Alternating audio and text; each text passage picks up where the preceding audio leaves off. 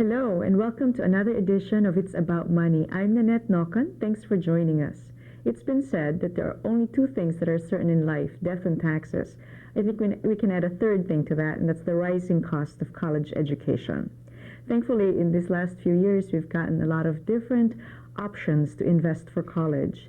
And one of them is the 529 plan, the Section 529 plan. Today, I'm honored to have Brian Whalen, who's the marketing director at Putnam Funds, to talk about the 529 plans. Thanks for joining us, Brian. It's great to be here again. Many people have heard of the 529 plan, but let's give us some idea of what is it about. The 529 plan actually started with the Tax Relief Act, the Federal Tax Relief Act of 1997, and that enabled, the federal government enabled state governments to come up with a college savings plan, and the code is the 529 plan. So, for example, in the state of New York has hired a group called Tia Kreft to manage their 529 college savings plan. The firm that I work for, Putnam, we are aligned with the state of Ohio, and Ohio hired Putnam to run their 529 college savings plan. Okay, so it's a plan that's administered by the state, governed by the state, but they choose a particular investment company to work with them in offering the 529 plans. Correct. Pretty much each state has a different investment manager. Okay. Now, from what I understand, parents, grandparents, or any individual can set aside some money for the 529 plan. Yes. It's very open as to who can contribute to the 529 college savings plan. It can be parents, like you said, grandparents, godmothers, godfathers, and unlike the Education IRA, which is now called the Coverdell Savings Account, Education Savings Account, there are no income phase-outs. So if you're blessed to make a lot of money, there's no phase-outs. You can contribute to the 529 college savings plan. No matter how much you make, you can put away some money. Now, is there a limit into the amount of contribution that can be made to the 529 plan during one's lifetime? There is, and that differs state by state. For example, I know our plan the best, so I'll use our limit. Our limit is $232,000 that can be in the account. I believe with the New York plan, you can have contributions, and this is not apples to apples, of up to $100,000, but it can grow a lot higher than that. Each state is going to differ a lot. The thing that people out in the audience need to know is that it's a lot of money that you can put away for your college savings. Sure, so you could pretty much take care of the entire four-year education program. Absolutely. Now, there's, of course, the donor, and then there's the beneficiary, which is the child who will be receiving the funds for tuition. Actually, it doesn't have to be a child. That's one thing that we have to make a clear point. It can be an adult receiving the funds later. So there's the donor, and then the person designated to receive the funds, typically called the beneficiary. Is that correct? Correct. Okay. And then what are the limitations as far as that beneficiary using the funds for college? The federal government has come up with what they consider qualified educational expenses, and those qualified educational expenses include tuition, they include lodging, they include books, food, so on and so forth. It's pretty wide as far as what they can use for these qualified educational expenses, but in order to get tax-free treatment, which we'll talk about, you have to use it for qualified educational expenses. I think it'd be difficult to convince the IRS that Johnny needed a red Corvette to get back and forth to school. Right, although Johnny will try to make an argument of that. Yes, absolutely. That's great. Now, let's say the certain amount of money was designated. Let's say it's $100,000, but Johnny only ended up using $50,000 for qualified expenses. What happens to the other $50,000? There's a few options. There's a lot of flexibility with the 529 college savings plans. You can change the beneficiary to Johnny's sister, his brother, to a first cousin, to a stepbrother, a stepsister, a half-brother, a half-sister. So there's a lot of flexibility that can be attained with the 529 college savings plan to move it to another person. And I think a lot of people will take advantage of that flexibility. Sure, I think it's fantastic. So if I had a godchild and I set aside more money that's needed for that godchild's education, I could really transfer that to another godchild or another person. Yeah, it has to be one of that group that I mentioned, the sister, brother, cousin, stepbrother, stepsister, half-brother. There's some relation. Yes, it has to be on the same plane as far as generations as well. I see. So it can't go to an uncle. It just can go to other siblings. It could, but there's other tax ramifications to do that. Gifting and so on. Exactly. Okay. And we won't go into that because then that gets really complicated. Okay. Now, there are some deductibility and tax exemption associated with the contributions and the withdrawals. Talk to me a little bit about that. Yeah, that's probably, in my opinion, what is least understood about the 529 college savings plans. And let me first start off with the plan here in the state of New York, with which they hired TIAC-REF. In the state of New York, a donor person can put in up to $5,000 and receive a state tax deduction on that $5,000 contribution. If you have a married couple, they can put in $10,000 into a 529 plan for their son or daughter, whoever they'd like, and receive a deduction up to $10,000 in that money they put in. Now, they can put in more money than that, but the deduction for a married couple in the state of New York is limited to $10,000. Let's take a second scenario. They put that $10,000 into the Putnam plan, which is affiliated with the state of Ohio. They would not receive a state deduction on that money because they did not use the New York plan. Okay. The one thing that I want to make sure it's a deduction, not the tax savings, right? Correct. So you It's a put $10,000 against your taxable income in New York State, and then you get the deduction. So really, in New York, it could mean as little as $300. It could mean Yeah, if you're putting $10,000 and you're in the 3% state income tax bracket, it would be a $300 credit or dollar for dollar reduction in your taxes. Okay, great. So, okay, thank you. So that's the tax deductibility of the contributions. And then there's a tax exemption also later on. Yeah, the 529 plan works very similar to the Roth IRA in the fact that it's after-tax money that goes into the 529 plan. And then when the money comes out, if it's used for what we call these qualified educational expenses, they will be tax-free. Now, there's a little wrinkle in there in that the Congress has said that that is set to expire on December 31st, 2010. We believe that that will be continued, but it will be tax-free if it's used for qualified educational expenses, which is a great deal for the public out there for college savings. Sure, and hopefully some of the plans that are established before 2010 can be grandfathered as well. Yeah, we're pretty sure that that's going to happen. The Congress has sent some very clear signals to the American people that they would like to incent people to save for college. There's some other things that we think will go away from the most recent tax act. That's not one of them. Okay. Now, when someone wants to invest in the 529 plan, let's say it's in the state of New York or the state of Ohio, are they limited to one investment option, or are there a number of options that they could choose from? Because probably a person would have a different risk tolerance for a child who's maybe 2 years old now versus a child who's already 16 years old. That's another part of the 529 college savings plans that's not very well understood. And with our plan, again, I hate to keep on coming back to our plan, but that's the one that I know the best. We have 5 different options, from conservative to aggressive. And one of the options actually gets increasingly more conservative as the child approaches the time for college.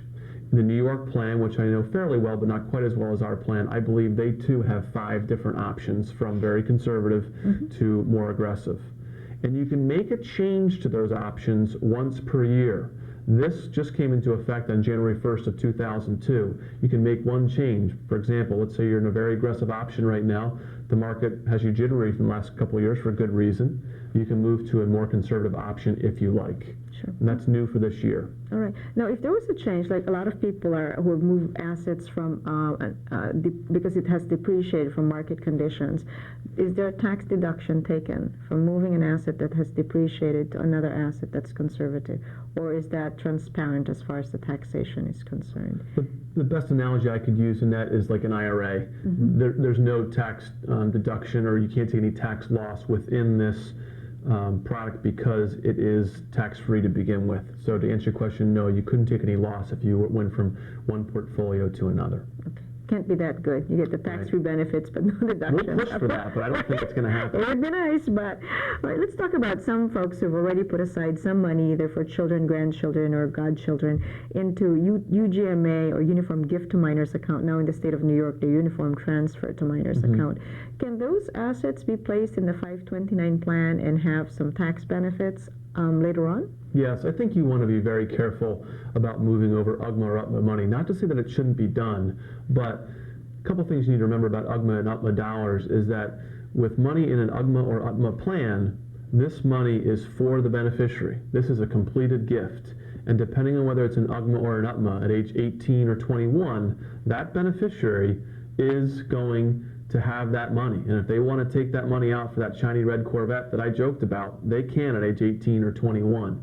Now, if that money is moved over from an UGMA or an UTMA to a 529 college savings plan, that will be what we call a taxable event. They will have to pay taxes on any gain that they have. The money would then be moved into our UGMA or UTMA account, either or our 529 account, and I can only speak for Putnam.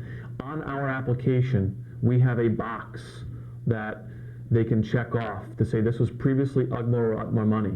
And in doing that, what that instructs Putnam, and I can't speak for the other plans out there, but what that tells Putnam is that the beneficiary can never be changed. Sure. Because this is the beneficiary's dollars. This is a completed gift. And at age 18 or 21, depending on whether it was an UGMA or an UTMA, that child, even though it's in the 529 plan, will still have access to that money. So if they use it for other expenses besides the qualified tuition education expenses, that may have taxable consequences if Johnny decides to buy the red Corvette. Right, and a 10% penalty. Yes. And that's one of the beauties Yes, of the very good 529 plan that we didn't talk about, is that the donor putting the money into the 529 plan has complete control over that money. Johnny or Susie cannot touch that money without the donor, let's say it's mom or dad, giving their blessing. Besides, as long as it's not part of the UGMA or UTMA Correct, that's transfer. saying separate from the UGMA or UTMA. Okay, so there's a couple of 529 plans. We got to understand the resources of that source of that money, because there's tighter, stricter rules for UTMA and UGMA Yes. monies. Yeah. Okay. Very good. What are the restrictions that you're familiar with offered by each state as far as purchasing? I mean, can you buy, living in New York, you're a New York State resident, can you buy a plan from Indiana, Ohio, Wisconsin? I mean, are you limited to just purchasing the New York State 529 plan? Yes, another misunderstood section of the 529 code. In any state, you can purchase any other state's 529 college savings plan. So if you live in Rochester, New York, you can purchase the Hawaii plan. You can purchase the California plan. You can purchase the Ohio plan. Yes, you can use any other state's plan. The disadvantage of that, for example, in New York, is that you wouldn't receive the state income tax deduction, which is a pretty minor consideration depending on your tax rate, but it's something to consider. So you can use any other state's plan, and you can actually buy the Hawaii plan if you live in Rochester, and go to school in Montana if you like. But then, is there an income tax deduction or waiver, for lack of a better word, once the funds are taken out? So let's say someone lives in Rochester, bought the Hawaii plan, and went to Utah for college. Is there a new tax savings as when the monies are withdrawn? Because we know we have the federal tax exemption, but probably not any New York tax exemption because it's not a New York plan. That question is still up to debate. New York is part of, or one of 28 states out there that's part of a group that typically when the federal government comes down with some sort of tax deduction or some sort of tax ruling, that these 28 states follow right behind. For example, the Roth IRA. The Roth IRA, shortly thereafter, the state of New York said, yep, when that money comes out, it will be state tax-free as well. Although New York has not said that other states' plans will be tax-free, if they follow along with these other 28 states like they have for years and years and years, we believe that the money coming out on the back end when it goes to the University of Utah for tuition will be tax-free on the state side too. We're waiting for official written confirmation of that. Yeah. Okay, great. That's great to know. I think one of the other biggest misconceptions is that when people buy a program in that state, that the child is expected to attend a college, or a university in that particular state. So that if they bought New York State plan, that they have to go to New York, or Ohio plan, that children have to go to Ohio. Yeah, because they're thinking of some plans that have been out for a while called prepaid tuition plans. Yes, absolutely. And with the prepaid tuition plan, you would lock in the tuition of SUNY Geneseo, wherever you might go. And if the child was 3 years old, you'd lock in the tuition rate today. They go to school 15 years later, and the tuition would be the same. And that's a prepaid tuition plan. People don't realize that you'd have to pay the income tax and the differential of that cost. But that's where people get confused a little bit. Yeah, right. And it's nice. It's really a lot more flexible than people think. Now, is there a holding period? Let's say a child is 17. Can monies be set aside and then used at 18, or is that not an acceptable maneuver? It depends on the state. Okay. And I hate to be unsure on this, but it depends on the state. If you use the Putnam, Ohio plan, if used for qualified educational expenses, there would be no penalty to use it a year later. Okay. My understanding is with the New York plan, if you take money out in the first 36 months, Yes. that there will be a 10% penalty for that money to be taken out. That's my understanding as well. There's a 3-year holding But it just period. depends on the state. So if you're visiting Rochester and you're viewing this, If you live in another state, you really want to check your state's plan. Yeah, great, excellent point. Now, the interesting thing is in the New York plan, you do have the 3-year limit, and that you might have a tax deduction by making the contribution, but sometimes there are offsetting factors that may not make that tax deduction worthwhile. For example, investment return and things like that. Now, one can a person choose, for example, a more aggressive plan when a child is 16? Because I know in New York the original plan was more restricted. That based on a certain age, the monies can only be allocated a certain way. Right. They've become more flexible with that. But is it typical, for example, in the Ohio plan where if someone's 16 and the donor wants to be aggressive, that the funds can be aggressively invested? Yes, you have the option, again, speaking of our plan, of 4 what we call ready mix or pre-mix portfolios. And if you wanted the portfolio to stay aggressive, meaning mostly stocks at age 16, you have the choice to do that and you can keep it there. If you want to move it into something a little less aggressive as they approach college because you don't want any fluctuation in the value of the account or little fluctuation, you can do that as well. You have the complete discretion, and I believe you have that discretion in the New York plan now as well. That's right. It's become more flexible. Right. That's When it first right. came out, you did not. Right. It was pretty much dictated, and it's nice to see that flexibility. And I think over time we're probably going to see a lot more flexibility because I think at the onset it was hard to describe how people were going to use it and what kind of different factors will affect the restrictions and and that kind of thing. So that's great. Okay. What about HOPE credits? People have heard of HOPE credits and lifetime learning credits, and these are the tax savings that people will be able to take advantage depending on income, saving actual federal income taxes by by having a child go to college and paying for tuition. Is that affected at all by the 529 plan withdrawals? If you would have asked me last year, Nanette, I would have said yes. You could not take or use money or take money out from a 529 when you used a HOPE or lifetime learning credit.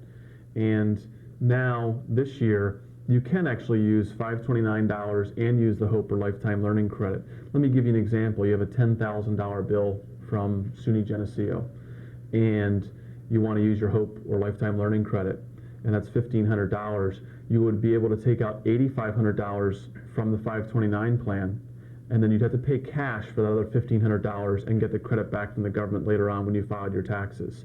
So you can't use the 529 money to pay for something that you're going to use eventually the HOPE or lifetime learning credit for.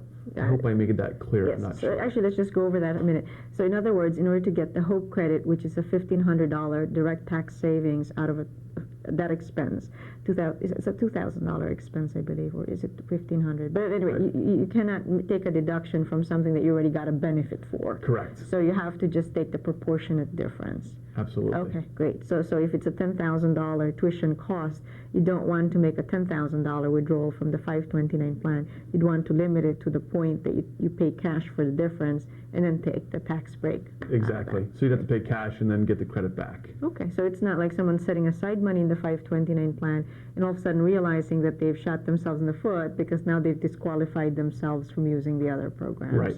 Great. That I think that's a wonderful thing. Now, how does it affect? Are you familiar with how it affects like tuition assistance for? Does it count against them in terms of 529 plans? And you may not be the right person to ask, but I just wondered if you had any familiarity with it. I do have a little bit of familiarity with it. It's a little bit hazy right now, and it's very similar. I keep on coming back to the Roth IRA. When the Roth IRA first came out, a lot of people had questions. Well, how is it going to interact with this? And people didn't know. And now that we're a few years out from the Roth IRA, there are answers to those questions.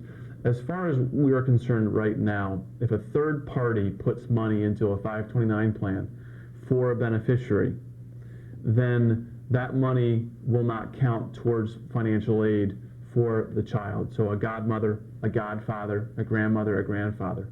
If the parents put it in, it will count towards a federal financial aid calculation.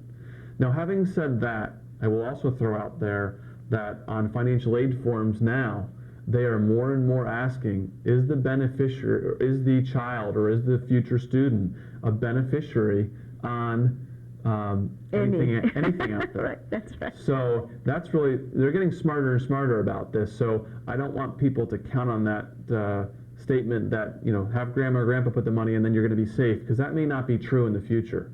As of right now, with a lot of schools it is, but in the future, I think that's going to change. Sure, because they're getting, of course, they have to be smart about it. Otherwise, they will lose some, they'll be giving away money that they don't need to give away because people have set aside Exactly. the money. So that's a very good point.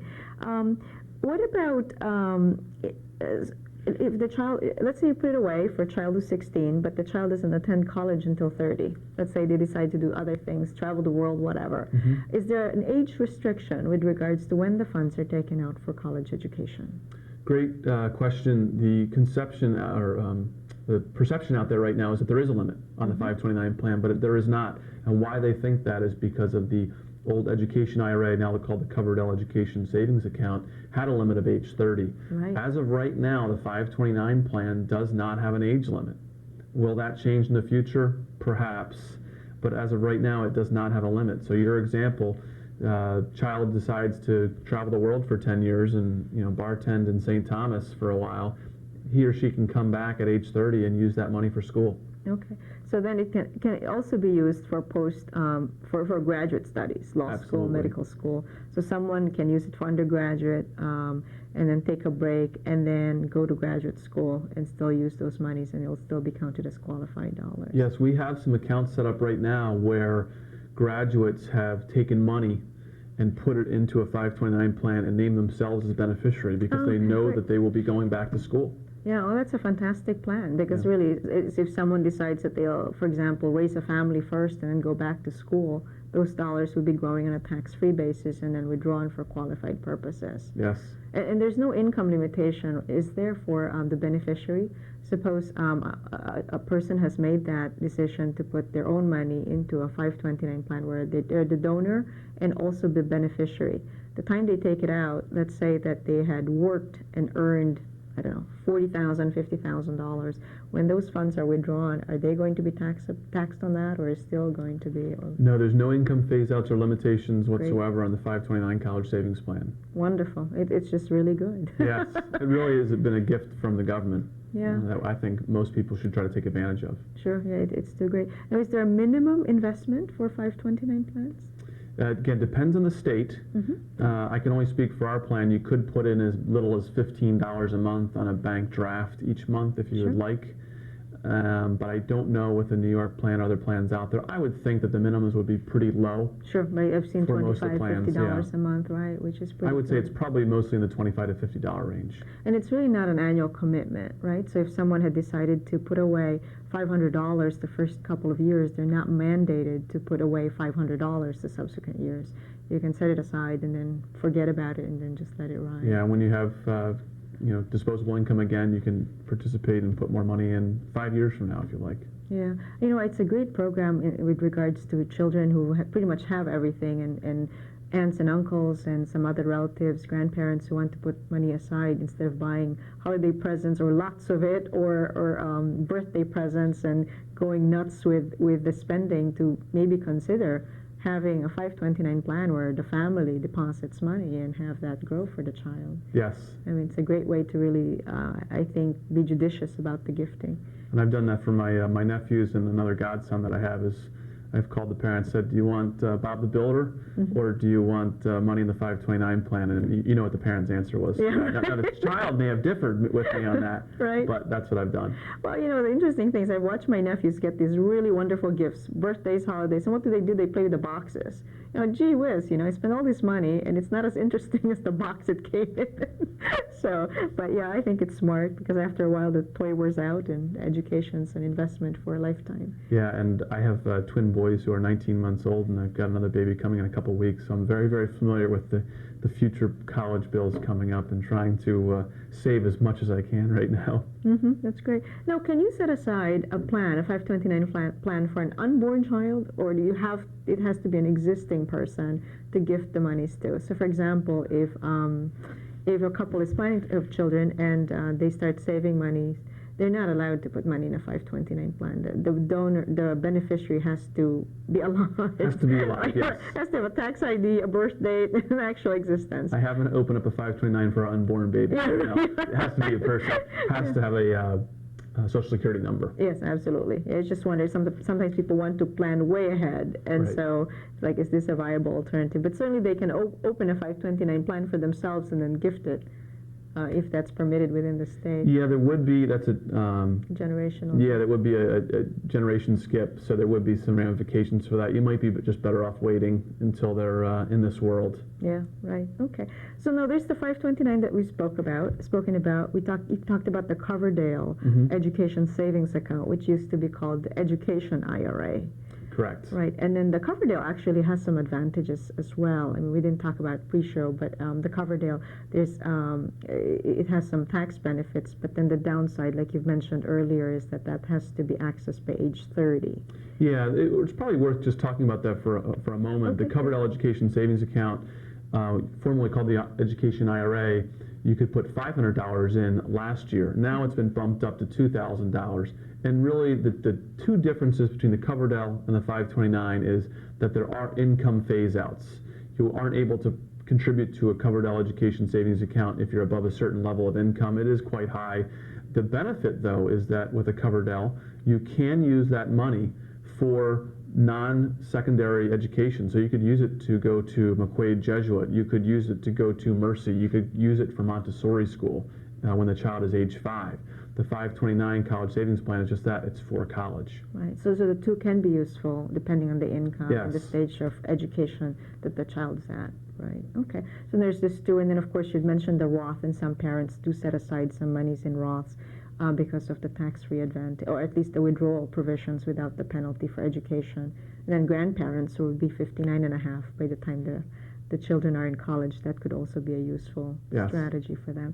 So there's so many different available programs for parents, grandparents, aunts, uncles to put away, kind of help these children to go to college and make it affordable. So that's great. Anything else that you'd like to add about the 529 plan? I think we talked about it earlier, and your client that wanted to put money in for the unborn child, good for them, they're way ahead of the game, but the cost of waiting is just an enormous cost. So if I could just leave you with one thought, and that is to start early. Start when the child's 1. Start when the child's 2 or younger. The difference in the amount of money you'll have at college age is just enormous. So start early. That would be my one thought. Sure. Start early. It may not be a 529 plan or a Coverdale account, but just start Something. investing. Small amount, $25 a month or whatever. So. Yes. Very good. Well, thank you so much, Brian. I really appreciate it. In these 20 minutes, we jam-packed a lot of information about 529 and Coverdale accounts. I truly appreciate your time. Our guest today is Brian Whalen from Putnam Funds. He's the marketing director. I'm Nanette Nokan. Thank you for joining us.